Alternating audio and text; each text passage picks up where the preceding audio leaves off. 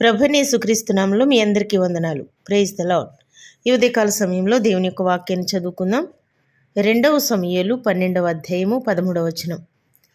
నేను పాపము చేసితినని దావీదు నాతానుతో అనగా, నాతాను, నీవు చావకుండునట్లు యెహోవా నీ పాపమును పరిహరించెను. మహాఘనుడు పరిశుద్ధుడైన యేసుక్రీస్తు నామమున మీ అందరికీ శుభములు. అందరూ బాగున్నారా? మీరు అందరూ బాగుండాలని దేవుని సన్నిధిలో మీ కొరకు ప్రార్థన చేస్తున్నాం. ఈరోజు చదివిన వాక్యములో దావీదు చేసిన పాపం గురించి మనము అర్థం చేసుకుంటున్నాం. దావీదు శోధనలో పడ్డాడు. శోధనలో పడి పాపం చేశాడు.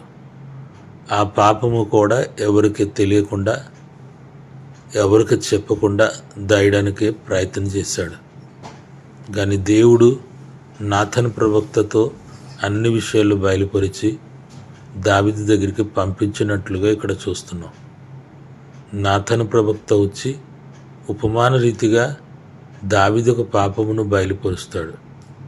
బయలుపరిచిన తర్వాత దావీదు సింహాసనం నుండి దిగిపోయి దేవుడి సన్నిధిలో పాపం ఒప్పుకొని నేను పాపము చేసి తిని అని చెప్పి దేవుడి సన్నిధిలో ఎంతగానో బాధపడతాడు. అప్పుడు నాతాను అంటున్నాడు, దేవుడు నువ్వు చావుకున్నట్లుగా నీ పాపమును క్షమించి ఉన్నారు అన్నారు. ఇక్కడ మనము కొన్ని విషయాలు నేర్చుకుంటున్నాము.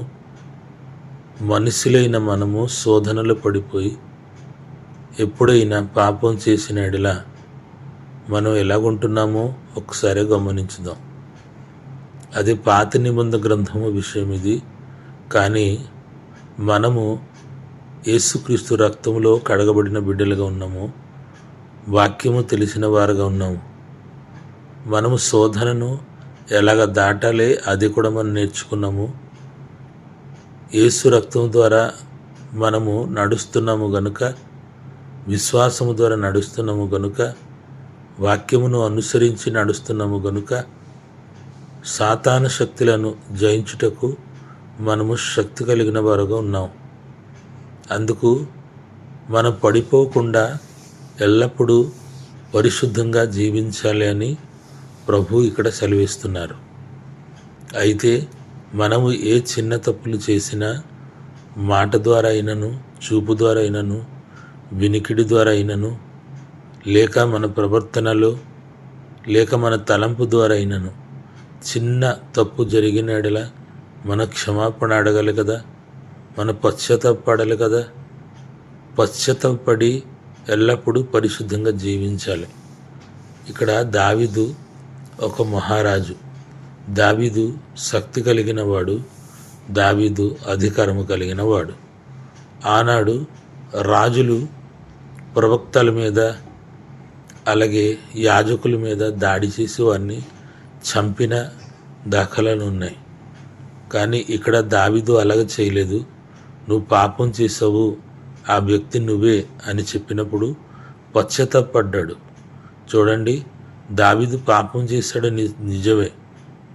దావీదు పాపం చేశాడు నిజమే. కానీ ఆయన పశ్చాత్తాప హృదయం ఎంత గొప్పది ఒకసారి అర్థం చేసుకోండి. నేను మహారాజుని, నా ఇష్టము, నేను ఏదైనా చేయగలను, నువ్వు ఎవడరా చెప్పడానికి అని ఆ నాతాను ప్రవక్తను ఆయన చంపేయగలరు. కానీ అలాగ చేయలేదు. సింహాసనము దిగిపోయాడు, కన్నీరు కార్చాడు, వేదన చెందాడు, పాపం ఒప్పుకున్నాడు.